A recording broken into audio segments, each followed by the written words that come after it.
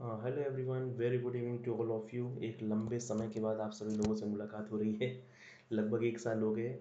मैंने अपना Y T kit YouTube kit open नहीं किया था, आज ओपन किया हूँ। तो आई होप सब चीज़ सही होगा और वॉइस मेरी आपको एकदम क्लियर सुनाई दे रही होगी, समझ में आ रहा होगा। तो आज एक लंबे समय के बाद एक वीडियो बनाना ज़रूरी इसलिए मुझे लगा क्योंकि यहाँ पर बात बैंक के इन्वॉल्वमेंट की थी, HDFC बैंक के।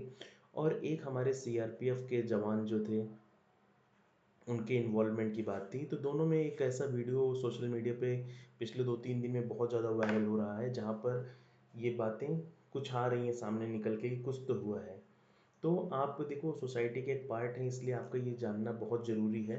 और बैंक की बातें तो आपको जानना बहुत इसलिए भी ज़रूरी हो जाती हैं क्योंकि आज बैंक एक ऐसा ऑर्गेनाइजेशन बन गया है जो जीरो से लेके, मतलब कि ऐसा पर्सन जो एकदम, मतलब कि कह लें बहुत ज़्यादा हाई फाई नहीं है, उसका भी अकाउंट बैंक में है। और एक ऐसा पर्सन जो बहुत बड़ा बिजनेसमैन है, बहुत ऊंचाइयों पर है, उसका भी अकाउंट बैंक में है। दैट्स मीन कि बैंक ऐसी चीज़ है जो सबको, पूरे देश को मैनेज कर रही है। तो जब भी ऐसी बातें आती हैं जहाँ पर इन्वॉल्वमेंट आपका होना ज़रूरी हो जाता है, जहाँ पे चीज़ें आपको जानना ज़रूरी हो जाती हैं, क्योंकि आज आप क्या है, आप ही कल हो।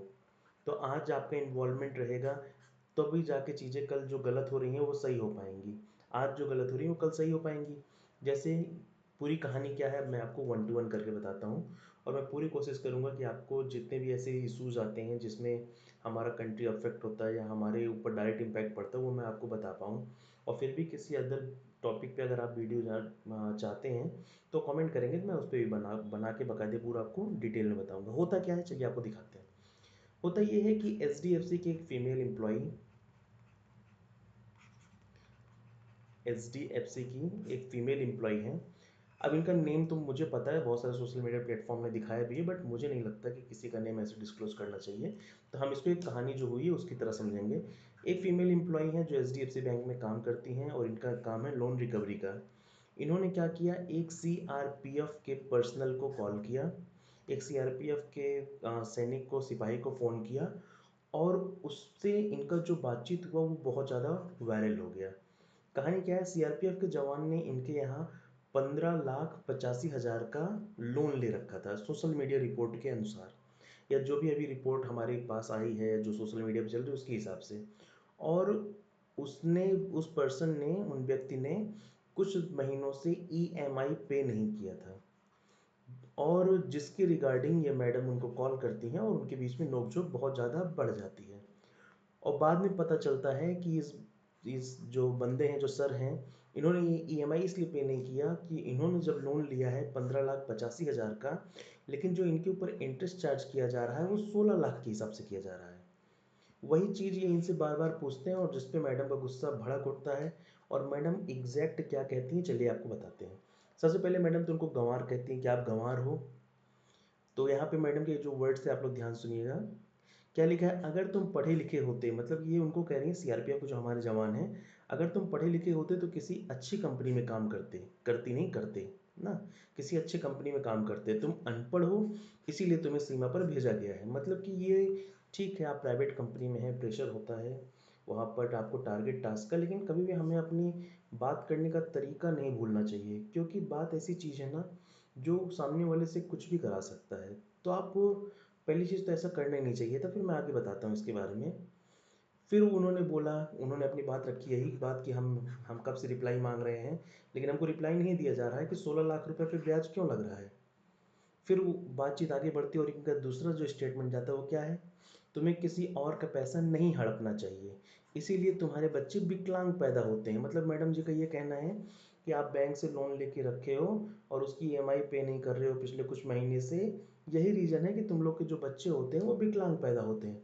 मतलब, और इस पे वो जो जवान है वो रिप्लाई हमारा करता है कि मैं आपकी ये बात रिकॉर्ड कर लूँ या मैं आपकी ये बातें समझ लूँ, आप एक जवान को ऐसा कह रहे हैं। तो वो मैडम और गुस्से में हो जाती हैं और कहती हैं कि तुम मुझे क्या सिखाओगे, मैं भी एक फौजी परिवार से हूँ, तुम कर्ज लेकर जी रहे हो, रही हो मतलब जी रहे हो, ये फीमेल था, मैं इसको मेल कर रहा हूँ, लेकिन मुझे ज्ञान दे रहे हो। अब यहाँ पे होता क्या है, होता ये है कि वो मैडम का कहना है कि भैया तुम्हारा लोन नहीं पे कर रहे हो और खुद कर्ज में जी रहे हो तो हमको ज्ञान बता रहे हो। तो इसमें भी वो सीआरपीएफ का जो जवान था बहुत ही सौम्यता के साथ कहता है कि मैंने कितनी बार आपसे पूछा कि हमारा 16 लाख क्यों लग रहा है, फिर से इनका वही रिप्लाई आता है कि तुम अनपढ़ हो, पढ़े लिखे हो नहीं हो, इसीलिए तुमको नहीं पता है और तुम्हें जो करना है कर लेना। फिर ये वीडियो आ जाता है सोशल मीडिया में। अब सोशल मीडिया आज के टाइम में इतना ज़्यादा हो गया है कि किसी भी बात को लाखों करोड़ों लोगों में पहुंचा देना होता है। तो ऐसे में क्या होता है कि कोई भी जो कंपनी होती है सबसे पहले वो क्या करती है, अपने रेपुटेशन को बचाती है। तो रेपुटेशन के बचाने के लिए एचडीएफसी बैंक की तरफ से तुरंत एक क्लैरिफिकेशन आता है और क्लैरिफिकेशन में ये लिखा जाता है कि हम रेफरेंस लेते हैं उस ऑडियो क्लिप का जो सर्कुलेट हो रहा है कहाँ पर, सोशल मीडिया पर और ऑनलाइन मीडिया में। अब वहाँ पे कह रहे हैं कि एक लेडी है वहाँ पे जो वो डिसरिस्पेक्टफुली बात कर रही है सीआरपीएफ के जवान से, और ऐसे मल्टीपल पोस्ट इनकरेक्टली आइडेंटिफाइड हैं उसके बारे में, और जो बताया जा रहा है कहाँ के एम्प्लॉई हैं, एचडीएफसी की। तो यहाँ पे सीधा कह रहे हैं कि हम ये बात को क्लियर करना चाहते हैं कि वो जो इंडिविजुअल हैं, दैट्स मीन वो जो फीमेल हैं, वो एचडीएफसी की एम्प्लॉई नहीं है। मतलब कि ये जो क्लिप आपके सामने वायरल हो रहा है ये एचडीएफसी के बिल्कुल भी एम्प्लॉई नहीं है। और फिर क्या लिखा है, नीदर एक्सेप्टेबल। ये क्लिप जो है एक्सेप्टेबल नहीं है और ना ही ये रिफ्लेक्ट करती है हमारे वैल्यूज़, मतलब हमारे ऑर्गेनाइजेशन के वैल्यूज़ को रिफ्लेक्ट नहीं करती। अब होता क्या है यहाँ पे, जैसे ये क्लैरिफिकेशन आता है वैसे एक क्वेश्चन तो और बड़ा खड़ा हो जाता है। क्वेश्चन क्या आता है, क्वेश्चन ये आता है कि अगर वो आपके बैंक की एम्प्लॉय नहीं है तो उस पर्सन के पास आपके बैंक का डेटा गया कैसे। यहाँ तो एक प्राइवेसी ब्रीच हो गई आपकी, मतलब प्राइवेसी क्या हो गई, पूरी तरीके से लीक हो रही है कि आपके बैंक का डेटा कोई थर्ड पार्टी यूज़ किया है। तो ऐसे में होता क्या है मैं आपको बता रहा हूँ। बैंक में कई बार क्या करते हैं हम लोग, थर्ड पार्टी से एक टाई अप करते हैं कि भैया रिकवरी का काम एक सर्टेन कंपनी करेगी। उस सर्टेन कंपनी में मल्टीपल वर्कर्स होते हैं जिनको रिकवरी का काम दिया जाता है। तो बैंक्स क्या करती हैं कि वो जो रिकवरी का डेटा होता है वो ट्रस्ट के तौर पर वो एक मेमोरेंडम साइन करते हैं और इनको देते हैं जिससे कि ये रिकवरी वाला काम अपना शुरू करते हैं। और रिकवरी करने के लिए इनकी बाकायदे ये जो कंपनी होती है ट्रेनिंग भी इनको दी होती है कस्टमर से कैसे बात करनी है, कितने मतलब पोलाइटली बात करनी है, आपको बहुत ज़्यादा रूड नहीं होना है, बस आपको अपना काम बनवाना है, बहुत सारी चीज़ें होती हैं। ऐसे में एचडीएफसी ने सीधा बोल दिया कि हमारी ये एम्प्लॉय है ही नहीं। जबकि इस पे क्लेरिफिकेशन ये आना चाहिए था कि जो भी इनका मैटर था उनके साथ जो इनका टाई अप हुआ है या फिर जो भी है उस पे आता, वो कहते कि इस बात का हम क्या करेंगे भाई, हर जब भी कोई घटना दुर्घटना होती है तो हम क्या करते हैं, जांच करते हैं। तो इनको कहना चाहिए था कि इस ये जो पूरा मैटर आया हमारे सामने हम इसका एक जांच करेंगे, कमेटी फॉर्म करेंगे। वो कमेटी 2 दिन के अंदर या 3 दिन के अंदर या 1 हफ्ते के अंदर 7 डेज के अंदर अपनी रिपोर्ट को पब्लिक के सामने रखेगी। इनको एक कमेटी बनानी चाहिए थी। इनको उस जो फीमेल एम्प्लॉय उससे भी बात करना चाहिए था। जो ऑडियो क्लिप आया था उसका भी वेरिफिकेशन करवाना चाहिए था कि उसमें कोई पार्ट एडिट तो नहीं हुआ है और एक बढ़िया रिपोर्ट सामने रखते। लेकिन आज सुबह जैसे दूसरा एक सोशल मीडिया पे वीडियो आया जिसमें वो फीमेल, मैं इस बात का मतलब कहते नहीं कि श्योरिटी नहीं दे रहा हूँ कि वो क्या है, लेकिन ऐसा सुनने में आ रहा है कि वो एम्प्लॉय जो है वो माफ़ी मांग रही है। ठीक है, माफ़ी मांग रही है, ठीक है, अच्छी बात है, उसको अपनी गलती रियलाइज़ हो गई। लेकिन हमें एक एग्जाम्पल सेट करना पड़ेगा जिससे बार बार ऐसा ना हो। तो इसके लिए क्या करना चाहिए, कमेटी जो फॉर्म की जाए वो एक स्टैंडर्ड बनाए। भाई यहाँ पर जब भी किसी कंपनी की बात आती है रेपुटेशन की, तो ये छोटी मोटी कंपनी तो है नहीं भैया ना, आपके टॉप बैंक्स जो हैं उनमें से आती है। और बैंक्स का सारा बिजनेस कहाँ से आता है, कस्टमर से। बैंक का सारा बिजनेस कहाँ से आता है, कस्टमर से।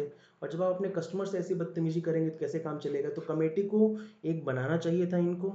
उस कमेटी में इनको अपने कुछ हाई अथॉरिटीज़, कुछ गवर्नमेंट ऑफिशियल्स ऐसे सब मिक्स करके रखते और उस वो फिर जांच करती और वो रिपोर्ट देती, ऐसा होना चाहिए था।